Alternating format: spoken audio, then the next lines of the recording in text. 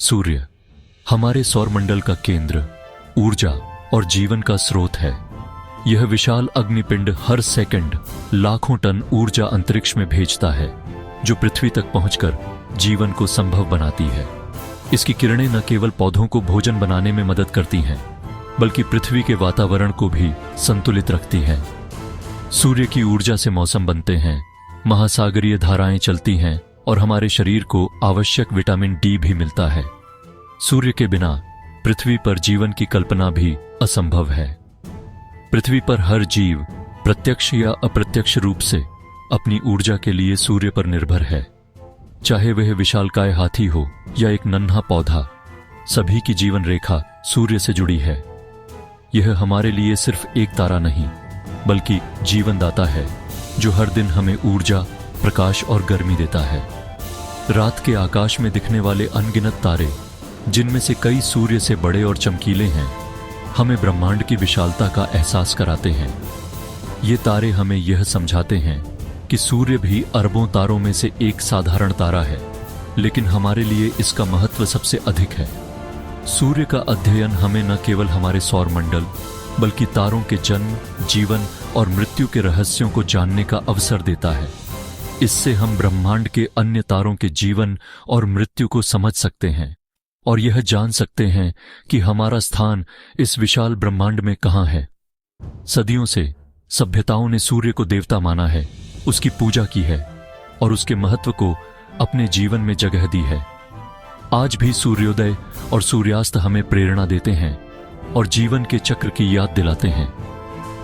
जब हम सूर्य के भविष्य की बात करते हैं, तो हम एक ऐसे तारे की कहानी सुनते हैं जो समय के साथ बदलता रहता है।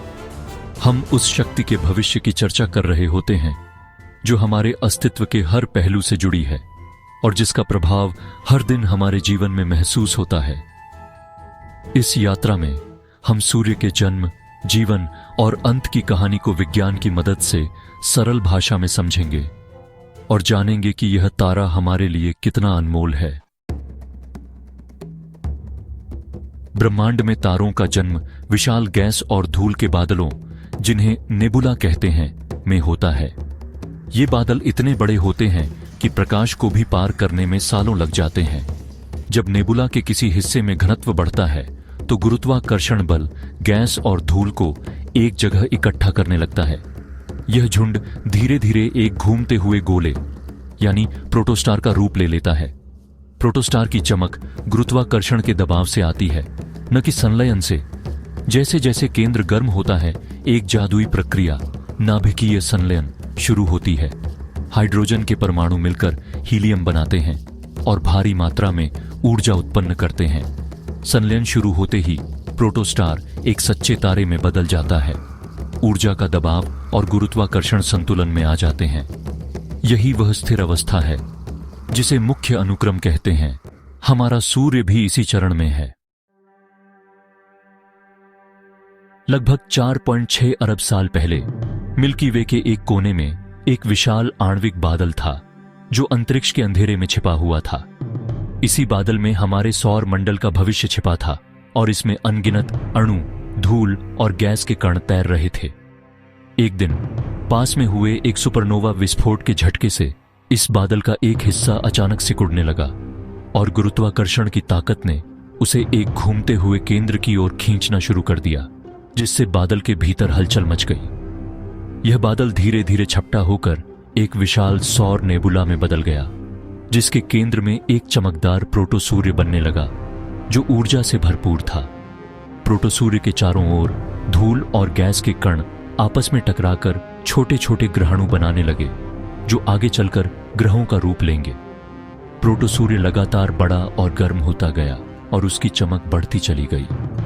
जब कोर का तापमान लगभग 1.5 करोड़ डिग्री सेल्सियस तक पहुंचा, तो नाभिकीय संलयन की प्रक्रिया शुरू हो गई, जिससे विशाल ऊर्जा उत्पन्न हुई। सूर्य के जन्म के साथ उसकी तीव्र ऊर्जा और सौर पवनों ने बची हुई गैस और धूल को अंतरिक्ष में बाहर धकेल दिया, जिससे ग्रह और अन्य पिंड अपने अपने स्थान पर स्थिर हो गए और सौर मंडल का ढांचा बनने लगा। संलयन के शुरू होते ही सूर्य ने मुख्य अनुक्रम में प्रवेश किया।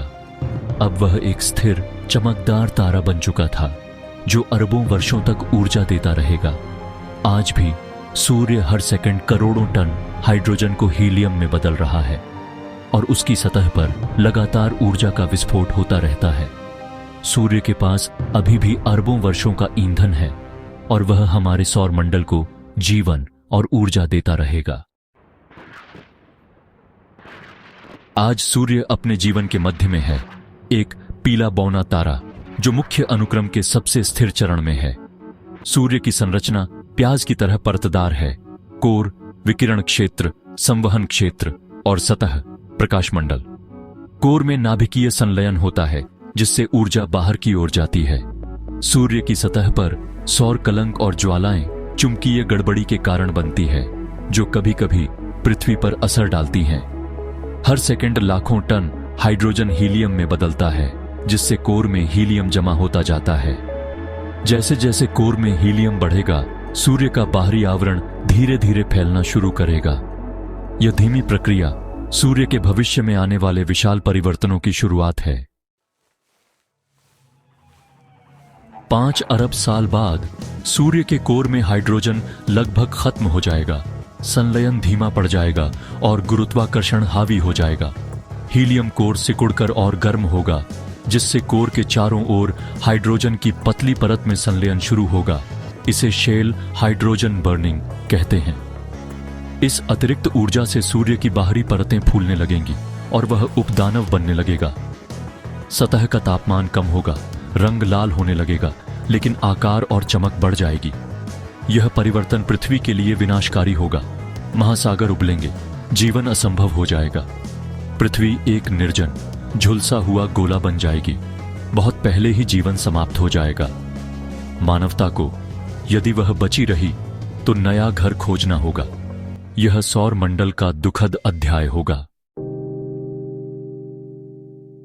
हाइड्रोजन शेल के जलने के लगभग 1 अरब साल बाद सूर्य लाल दानव बन जाएगा।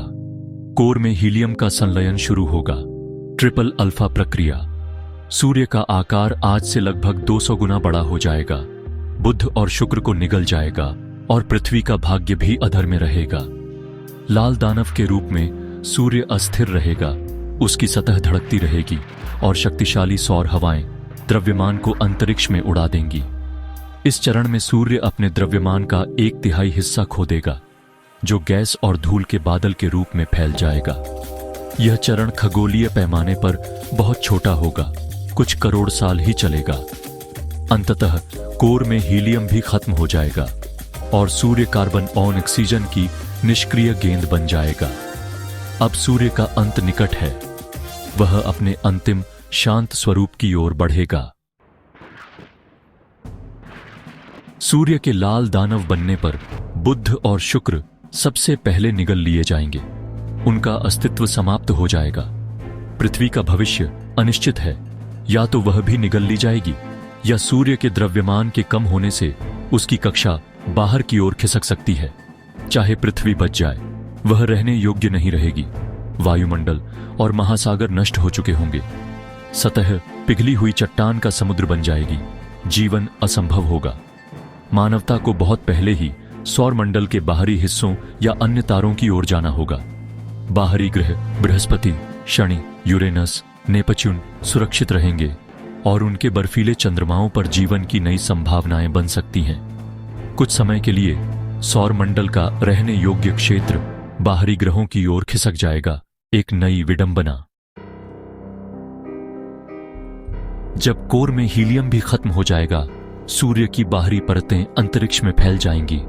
एक चमकता हुआ ग्रहीय नेबुला बनेगा। नेबुला के केंद्र में सूर्य का कोर बचेगा जो सिकुड़कर सफेद बौना बन जाएगा। पृथ्वी के आकार का, बेहद घना। सफेद बौना अब कोई संलयन नहीं करता। यह केवल अपनी बची हुई गर्मी से चमकता है। समय के साथ यह ठंडा होता जाएगा। लाखों करोड़ों वर्षों में उसकी चमक फीकी पड़ जाएगी।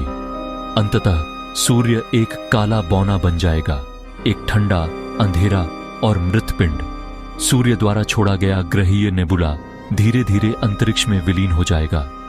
लेकिन यही तत्व भविष्य में नए तारों और ग्रहों के निर्माण के लिए कच्चा माल बनेंगे। ब्रह्मांडीय चक्र चलता रहेगा। सूर्य की जीवन गाथा हमें सिखाती है, परिवर्तन ही स्थिर है।